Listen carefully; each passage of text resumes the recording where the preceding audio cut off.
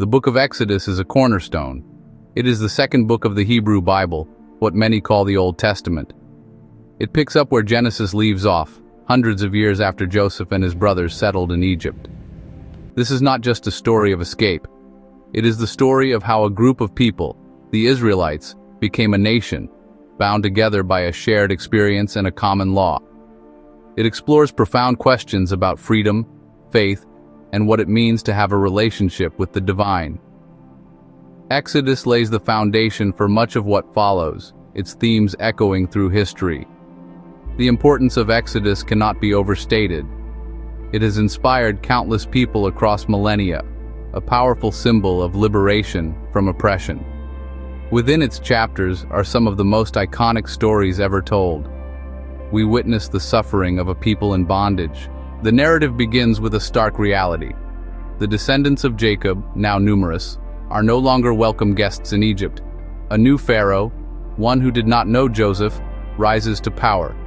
He sees the Israelite population as a threat. Fearful, he enslaves them. Brutal labor, building great cities for his glory, bitter lives of hard service, mortar and brick, under the harsh Egyptian sun. Hope fades into daily struggle for survival. Oppression escalates into unspeakable cruelty. Pharaoh issues a chilling decree: every newborn Hebrew boy to be thrown into the Nile. An act of genocide, aiming to crush a people's future. Into this world of suffering a child is born, a child who will be saved from the waters. This child's name is Moses, and his survival sets the stage for a divine intervention that will change the course of history forever. Moses' early life is a story of hidden identity. Rescued from the Nile by Pharaoh's own daughter, he is raised in the splendor of the Egyptian palace. He grows up as a prince of Egypt, educated, privileged, far removed from the suffering of his own people. Yet, he is a Hebrew by birth, a secret he carries with him. One day, he witnesses an Egyptian taskmaster brutally beating an Israelite slave. In a flash of anger and perhaps a stirring of his true identity, Moses intervenes. He kills the Egyptian and buries him in the sand, an act that forces him to flee the only life he has ever known. He escapes to the land of Midian, a desolate and foreign place. There, he becomes a shepherd, a humble and solitary existence far from the power and politics of Egypt. He marries Zipporah, the daughter of a local priest named Jethro, and starts a new life. For 40 years, Moses lives in this quiet obscurity, tending his father-in-law's flocks. The prince of Egypt is gone, replaced by a simple man of the desert. He likely believed his past was behind him, that his destiny was to live and die in the wilderness, his story forgotten. But the divine has other plans, and a shepherd's life is about to be interrupted. The turning point comes at the foot of Mount Horeb, the mountain of God. While tending his flock, Moses sees something extraordinary. He sees a bush that is engulfed in flames, yet it is not burning up. Curiosity draws him closer, and as he approaches, a voice calls to him from the fire. It is the voice of God, who identifies himself as the God of Abraham, God of Isaac, God of Jacob.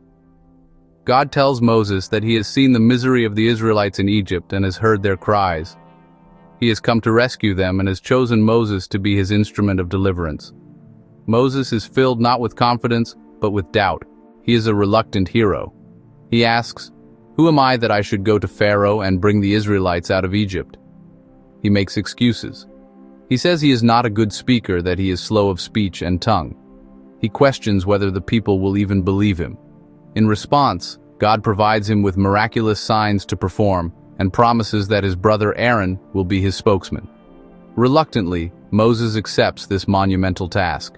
He leaves his quiet life behind to return to Egypt and confront the most powerful man in the world. Upon their return to Egypt, Moses and Aaron go before Pharaoh. They deliver the message from God: "Let my people go, so that they may hold a festival to me in the wilderness." Pharaoh's response is one of arrogance and defiance. "Who is the Lord that I should obey him and let Israel go? I do not know the Lord, and I will not let Israel go." Instead of freeing the Israelites, Pharaoh makes their lives even harder. He orders them to make the same number of bricks, but now he forces them to gather their own straw. their suffering intensifies, and they blame Moses for their increased hardship. This refusal sets the stage for a divine showdown. God unleashes a series of 10 plagues upon Egypt. These are targeted judgments demonstrating God's power over the gods of Egypt. The Nile River turns to blood. Frogs swarm the land. Gnats and flies torment the people. Livestock die across the land. Boils afflict the Egyptians. Hail of fire and ice rains from the sky. Swarms of locusts devour every green thing. A thick darkness covers the land for 3 days. With each plague, Moses repeats the demand, "Let my people go." And with each plague, Pharaoh's heart hardens and he refuses. The final plague is the most terrible of all: the death of the firstborn son in every Egyptian household. From the firstborn of Pharaoh himself to the firstborn of the lowest servant. The Israelites are given specific instructions to protect themselves. They are to sacrifice a lamb and mark their doorposts with its blood. When the angel of death passes over Egypt, it will pass over homes marked by the blood, sparing the children inside. This event, the Passover, is terror for the Egyptians and salvation for the Israelites. Shattered by the loss of his own son and the cries of his people, Pharaoh summons Moses and Aaron in the middle of the night. He tells them to go. Take your people. Take your flocks. Take your herds. The Israelites, who have been preparing for this moment, depart in great haste. After 430 years of bondage, they are finally free, but their journey is far from over. As they march toward the wilderness, Pharaoh has one last change of heart. He gathers his army and his chariots, and pursues them, trapping them against the shores of the Red Sea. Trapped between the charging Egyptian army and the impassable waters of the Red Sea, the Israelites are, well, absolutely terrified. They cry out to Moses, certain they are about to be slaughtered. But Moses tells them to stand firm and see the deliverance the Lord will bring. He raises his staff over the water as God commanded, and a powerful east wind begins to blow. All through the night, the wind pushes the sea back, parting the waters and creating a path of dry land through the very heart of the sea. The Israelites walk through on dry ground, with a wall of water on their right and on their left. The Egyptian army, confident and relentless, charges into the parted sea after them. Once every Israelite is safely on the other side, God tells Moses to stretch out his hand over the sea again. The walls of water collapse, crashing down upon the Egyptian chariots and horsemen. The entire army of Pharaoh is drowned. Standing on the far shore, the Israelites witness the finality of their liberation. Their song of praise, led by Moses and his sister Miriam, marks the true beginning of their identity as a people redeemed by God. Their journey into the wilderness, toward a promised land, can now truly begin. 3 months after their miraculous escape, the Israelites arrive at the foot of Mount Sinai. This is a pivotal moment in their journey. God calls Moses to the top of the mountain, which is covered in a thick cloud, with thunder, lightning, and the sound of a trumpet. Here, in this awesome and fearsome display of divine power, God proposes a covenant, a sacred agreement. He tells Moses that if the people will obey his voice and keep his covenant, they will be his treasured possession, a kingdom of priests and a holy nation. The people standing at the foot of the mountain agree.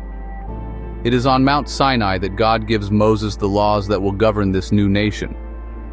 Most famously, he inscribes the 10 Commandments on 2 tablets of stone with his own finger. These commandments form the ethical and moral core of the covenant. Rules about worshiping one God, honoring one's parents, and prohibitions against murder, theft, and lying. While Moses is on the mountain receiving the law for 40 days and 40 nights, the people below grow restless. Their faith wavers. They demand a God to lead them. Aaron collects their gold earrings. He fashions a golden calf, like the gods of Egypt. The people worship, "These are your gods, Israel, who brought you up out of Egypt." A profound betrayal of the first commandment. Moses descends with the stone tablets he sees dancing around the idol. In fury, he throws the tablets down, shattering them. He burns the calf. He grinds it to powder and mixes it with water. He makes the Israelites drink. The rebellion is quelled, but reveals a deeper struggle. Moses pleads with God for mercy. The covenant is renewed. Moses chisels 2 new tablets. God writes the 10 Commandments again.